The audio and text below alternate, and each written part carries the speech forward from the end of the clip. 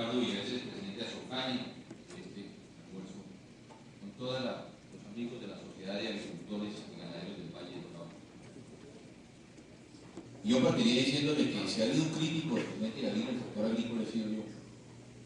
Coincido con el presidente Gaviria, en el gobierno del presidente Gaviria, donde hemos podido nosotros fijar unas posiciones claras, a pesar de que digo que inclusive me voy a salir un poco del discurso, un monitor exitoso estudio de competitividad en Colombia y los propios datos que nos dejen. Por lo tanto, si nosotros no generamos esos mecanismos, salir a competir va a ser muy difícil y muy injusto con los colombianos y en especial con el... Y segundo, también en el país a veces tenemos una política clara contra el contrabando.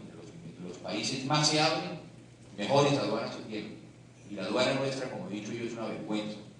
Que ahora vamos a ver que los representantes del contrabando, a partir del próximo 20 de julio, contrabando en Colombia, antes de que acabe con la industria nacional. Y otro tema es el de la competencia desleal.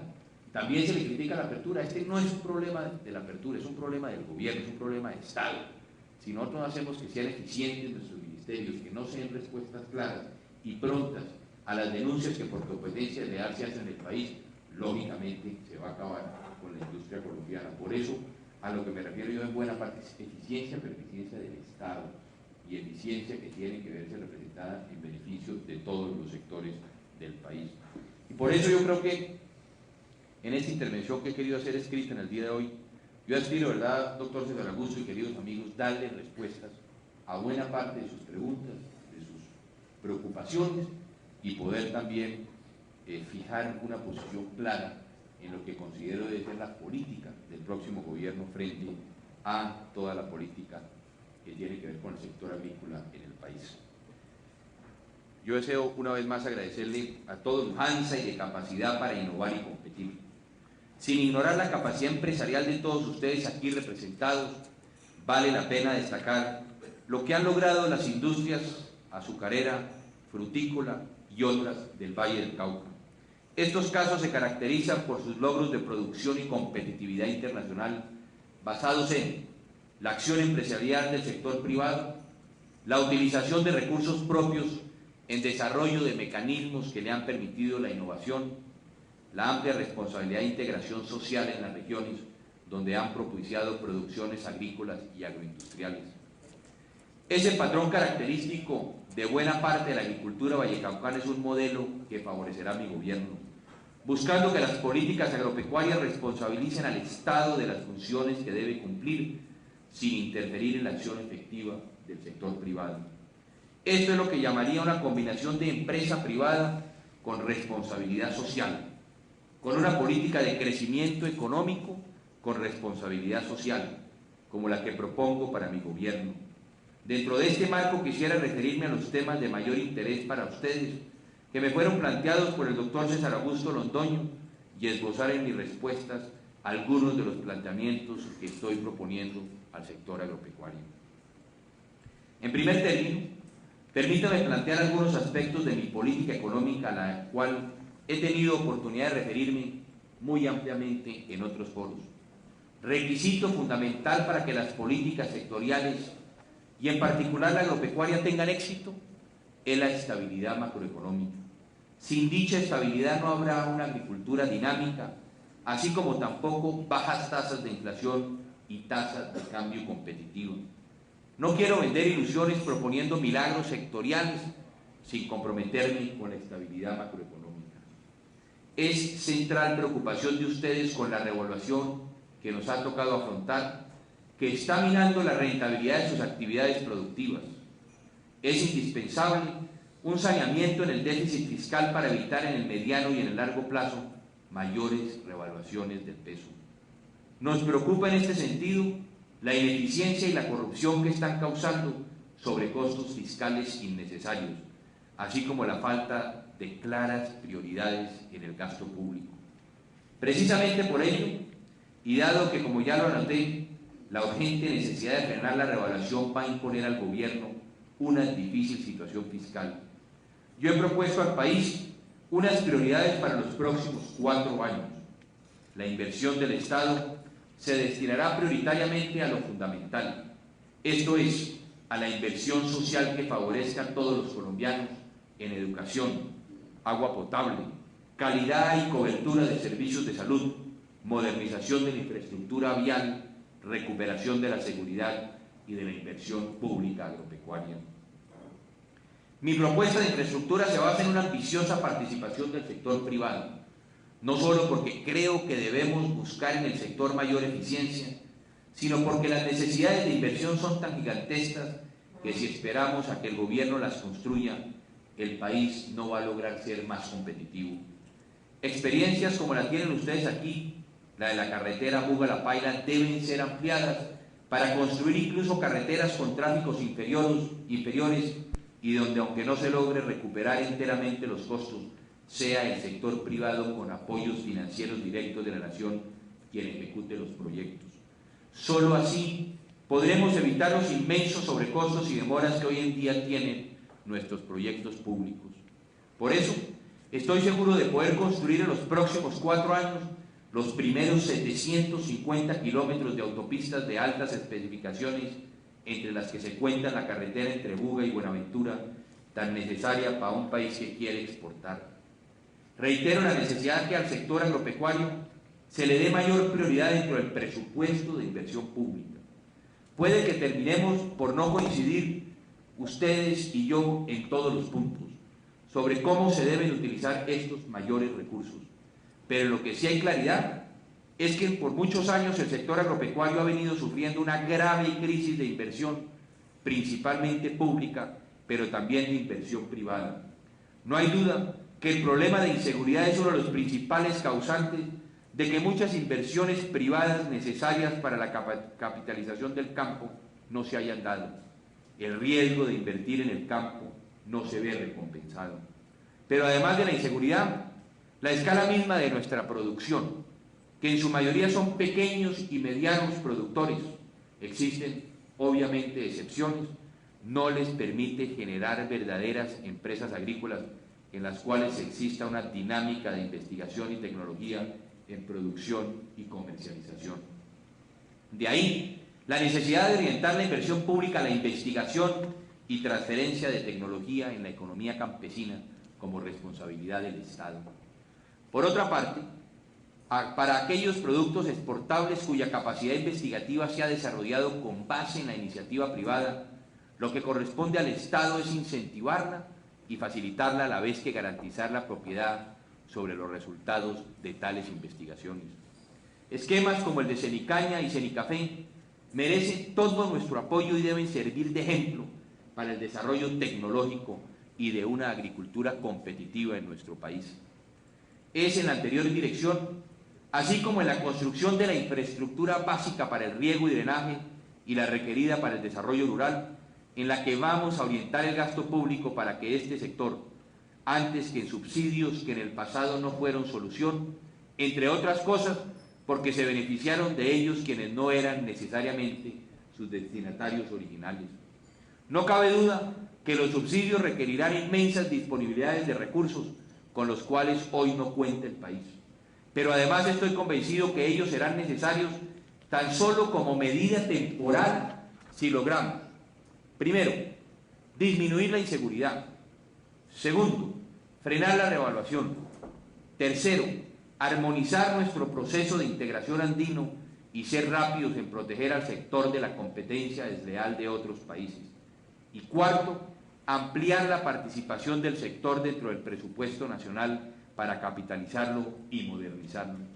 Y la ampliación de esta participación sí es posible si se tiene la claridad como la tengo yo, que proyectos tan costosos como el Metro de Bogotá no pueden hacerse con cargo al presupuesto nacional.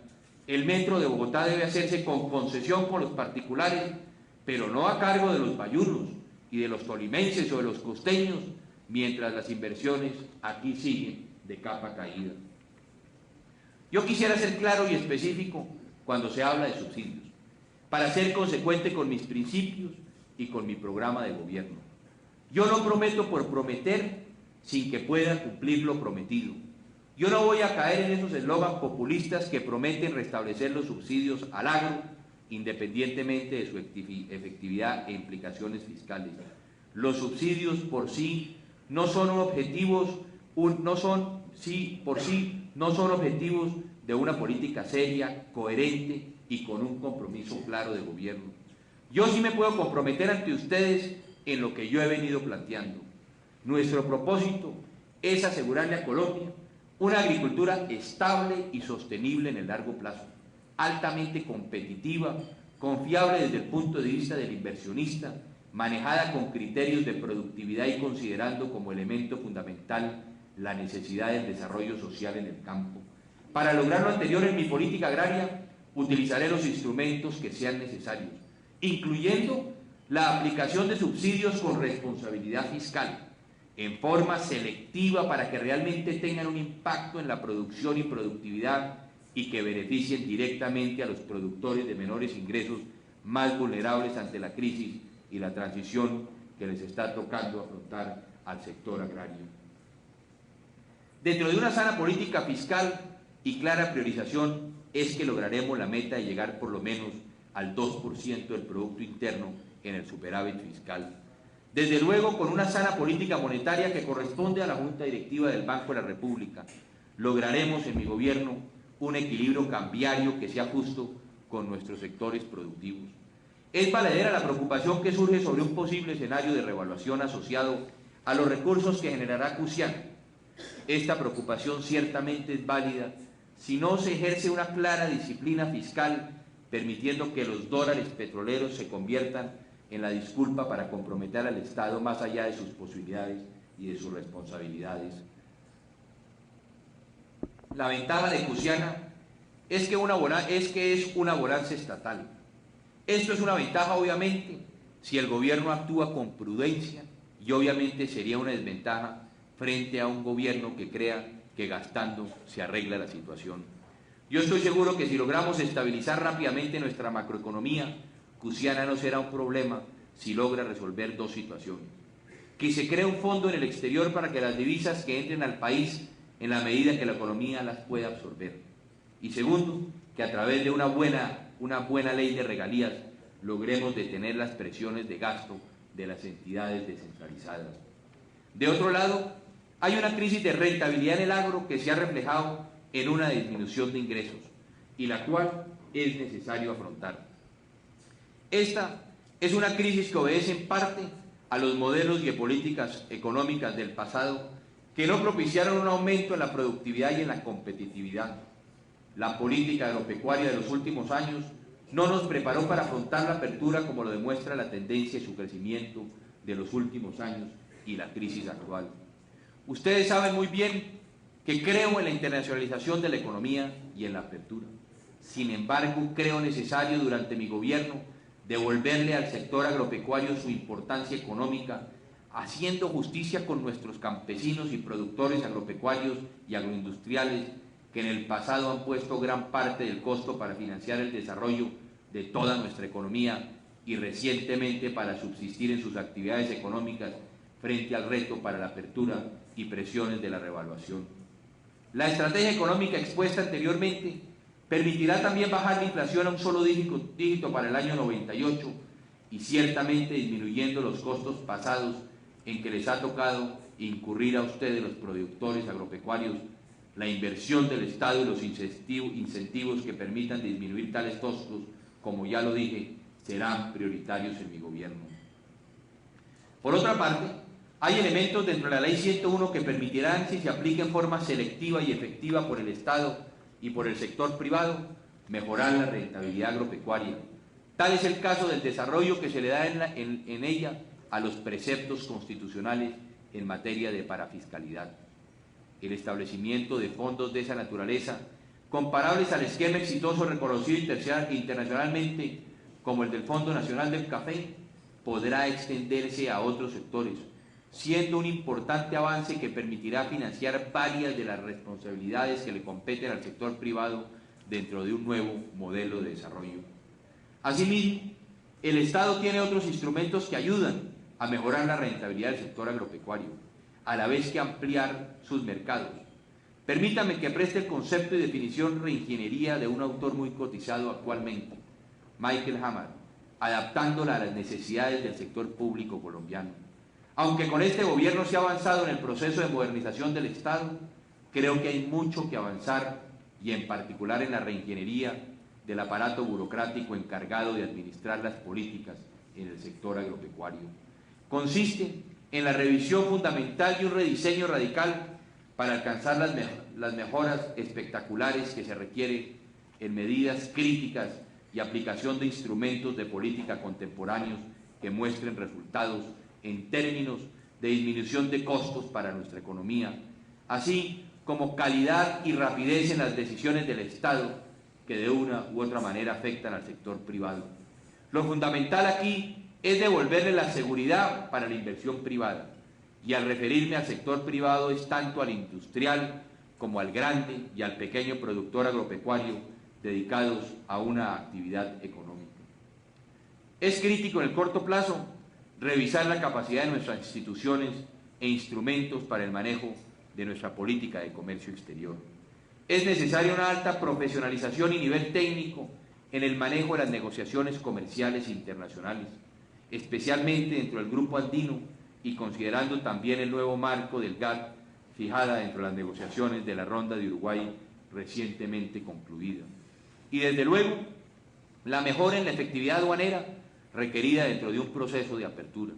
Es preocupante para el sector privado, que es el que pone los costos, depender de negociaciones de inexpertos o consensos de negociaciones internacionales en que la independencia y objetividad de la contraparte negociadora no es clara. Como es igualmente crítico depender de un INCOMEX que se demora más de lo necesario para investigar, como lo decía antes, las demandas antidumping, comparadas con el tiempo que toma otros gobiernos, como es el caso del mexicano o el argentino, para aplicar derechos compensatorios a nuestros productos, aún sin dar oportunidad a contestar las acusaciones. Quiero enfatizar por la importancia que esto tiene para el sector agropecuario lo que dije el pasado 22 de este mes en Medellín, en la Asamblea de Acoplásticos. Será un firme compromiso de mi gobierno hacer la reingeniería necesaria en las instituciones del Estado encargadas del comercio exterior y del manejo aduanero para que adquieran la capacidad y las eficiencias necesarias y así evitar perjuicios que se están causando a los sectores productivos y al empleo honesto del país. La perforación de aranceles a que se ha visto sometido nuestro sector azucarero a través de Venezuela o Ecuador son un ejemplo palpable de la situación que aporta y que afronta el sector privado como resultado de las negociaciones agropecuarias en el Grupo Andino. Durante mi gobierno buscaré que se establezcan los mecanismos necesarios para lograr como resultado de las negociaciones una armonización justa dentro de las políticas de integración comercial con nuestros socios de áreas de libre comercio y consideren la realidad y competitividad de nuestra agricultura. Queridos amigos, con los anteriores planteamientos espero haber respondido a las inquietudes que me han planteado. No ha sido en este caso mi objetivo de hacer la exposición completa de lo que constituye mi política agropecuaria y del desarrollo rural. Para terminar, solo quiero reiterarles mi compromiso con el sector agropecuario colombiano como parte fundamental de mi compromiso con Colombia. Muchas gracias.